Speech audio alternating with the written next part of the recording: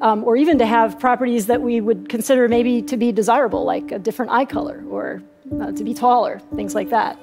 I think that we will see a clinical application of this technology, certainly in adults, within the next 10 years. I think that it's likely that we will see clinical trials and possibly even approved therapies within that time, which is a very exciting thing to think about. Designer humans, if you will. 2018년 4월 노벨상 수상자 크레그 멜로에게 중국의 한 연구자가 메일을 보냈습니다. 굿뉴스. 그 여자가 임신했습니다. 유전자 조작이 성공했습니다. 12일 전 배아를 여자에게 이식시켰고 오늘 임신을 확인했습니다. 절대로 해서는 안 되는 일. 그럼에도 언젠가 해야 할 일을 한 죄로 중국의 한 연구자는 세계 과학계에 엄청난 질타를 받았습니다. 2018년 중국의 허쟁커이 교수는 과학계의 금기를 깨고 인간에게 직접 실험을 했습니다. 새 아기의 유전자에서 에이즈에 절대 걸리지 않게 유전자를 교정해버린 겁니다. 세계 과학계는 곧바로 엄청난 파문이 일어났고 네이처와 미국 의학협회 저널은 논문 게재를 거부하였고 중국의 연구자 허쟁쿠이를 올해의 인물로 선정하며 그를 크리스퍼 악당이라고 불렀습니다. 그 중국조차 허쟁쿠이에게 징역 3년을 선고했어요. 그리고 그는 2달 뒤 출소 예정입니다.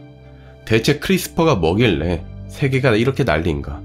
과학자들에 따르면 크리스퍼는 신의 권위에 도전하는 일이라고 봐도 과언이 아닐 정도입니다. 지금까지 인류가 개발한 그 어떤 생명과학 기술 중에서도 가장 쉽게 인간의 유전자를 편집해버릴 수 있는 기술이기 때문이죠.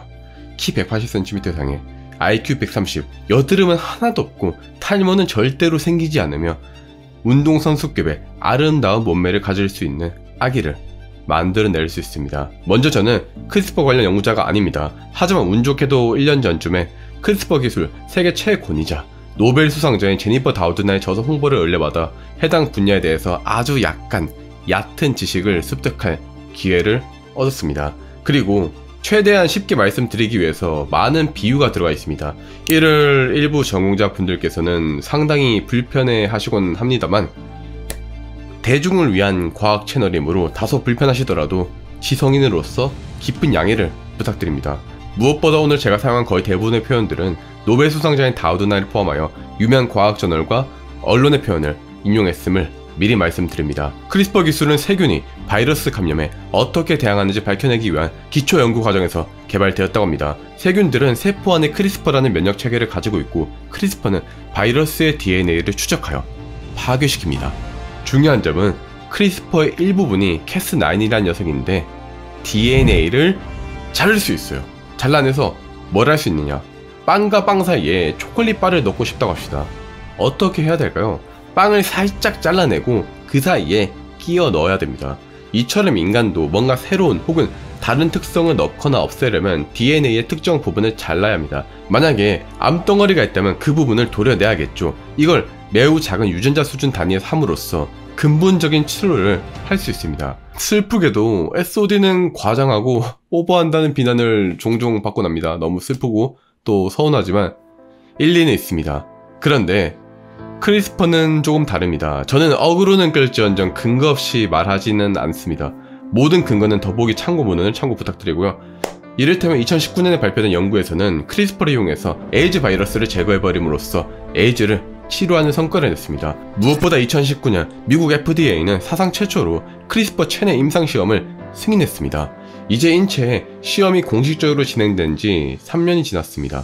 1년 전 우리나라 막단백질 연구의 권위자 서울대 윤태현 교수님과 인터뷰에서 교수님이 제게 말씀해주신 바에 따르면 2010년을 기점으로 전자현미경 기술이 급속도로 발전하며 막단백질의 구조가 속속들이 밝혀지기 시작했고 이게 감춰져 있던 생명의 비밀을 밝혀줄 역사적인 분기점이라고 하셨습니다. 실제로 구글과 또 우리나라 백민경 박사님 등은 비슷한 시기에 알파폴드랑 로제타폴드라는 인공지능으로 단백질의 구조를 해독하는 것에 성공했습니다. 이게 전부 다 불과 얼마 전에 일어난 일들입니다. 그리고 2023년 11월 기어코 암치료 임상시험에도 성공했습니다. 제니퍼 다우드나는 향후 5에서 10년 내로 전 세계적으로 성인들에게도 실험이 이루어지고 공인된 치료법을 볼 수 있을 것이라고 밝힙니다. 제가 말한 게 아니고요. 노벨상 수상자이자 이 분야 세계 최고위자가 말한 겁니다.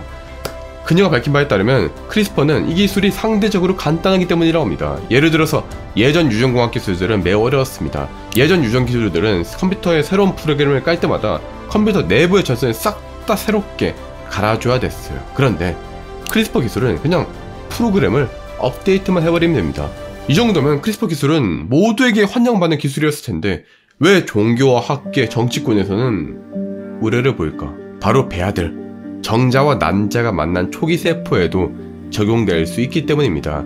태어날 때부터 키도 크고 잘생기고 머리 좋고 병도 안 걸리는 아기를 설계를 할 수 있으니까요. 이를 두고 학계에서는 문서의 오타를 고칠 수 있는 워드 프로세서를 사용할 수 있게 되었다고 표현하는데요. 예를 들어서 과거에는 글씨를 잘못 쓰면 수정펜을 쓰든가 처음부터 다시 썼어야 했어요. 하지만 크리스퍼는 워드 프로세서예요.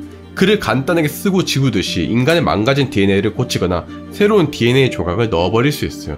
장애인으로 태어날 가능성이 있는 아기가 있다면 예전에는 안타깝지만 운명으로 받아들였죠. 하지만 크리스퍼 기술이 상용화되면 그렇지 않게 될 가능성이 매우 농후해집니다. 허젠쿠이의 실험을 통해서 3명의 아기가 에이즈 감염을 막는 유전자가 편집된 채 태어났습니다. 그리고 허젠쿠이 교수의 연구를 본 미국 캘리포니아대 연구팀은 에이즈 감염을 막는 유전자를 제거를 하면 사망률이 무려 21% 높아진다는 연구를 네이처 메디신에 발표를 하면서 유전자 편집의 위험성에 대해서도 알린 바가 있습니다. 연구팀은 41살부터 78살까지 영국인 40만 명의 의료 기록과 유전자 정보 데이터를 통해서 에이즈를 일으키는 원인 유전자를 관찰하였는데 에이즈를 일으키지 않는 유전자가 있을 경우에는 일찍 사망할 확률이 높다고 밝혔습니다. 쉽게 말해서요, 현재의 기술력으로는 인간의 유전자를 편집하는 것은 수명을 담보로 건 양날의 검이라는 의미입니다. 그럼에도 유전자 편집은 이루어질 것입니다. 지금부터는 제 생각입니다. 절대 과학자들의 호기심은 막을 수 없다고 생각합니다. 역사가 그랬습니다. 갈릴레오에게 지구가 돌지 않는다고 강요를 한다고 그가 그렇게 생각할 리가 없듯이 유전자를 편집하여 신의 권위에 도전할 기회가 있다면 과학은 그 방향으로 흘러가지 않을까요? 부자들이 자녀들에게 이 기술을 적용하지 않을 이유가 없고 그렇게 되면 개천에서 용이 나는 것은 아예 불가능하게 되지 않을까요? 여러분은 이러한 기술의 상용화가 서민층들에게도 폭넓게 이루어질 것이라고 생각하시나요? 고양이가 사자를 이길 수 없듯이 서민층은 상류층을 이길 수 없는 세상이 올 수도 있지 않을까? 저는 그렇게 생각합니다. 지금은 인간을 대상으로 한 크리스퍼는 불법이지만 미래에도 그럴 것 같진 않습니다. 갈릴레오조차 17세기에는요 신을 모독한 이탈리아의 대역 죄인이었습니다. 그는 너무 빨랐던 거죠. 인간이 받아들이기엔 너무 빨랐던 거죠. 저는 이 기술도 그러하리라고 생각합니다. 허젠쿠이 교수는 2022년 영국 가디언과 인터뷰에서 본인의 연구를 두고 말합니다. 시기상조였다.